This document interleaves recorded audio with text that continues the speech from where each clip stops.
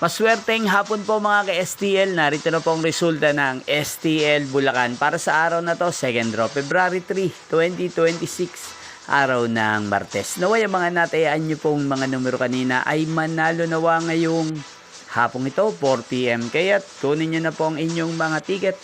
Narito na po ang resulta.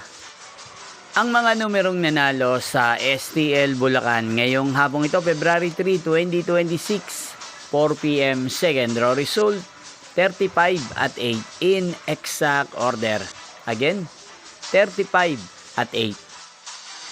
At ngayong hapong ito sa STL Bulacan, atin pong i-shoutout si Kuya Jomar ng Bulacan na nanonood po ngayon sa channel na to. Shoutout po sa inyo Kuya Jomar.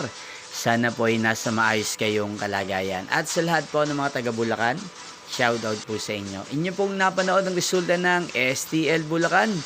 Magkita-kita pong muli tayo mamayang 8 PM. Thank you for watching.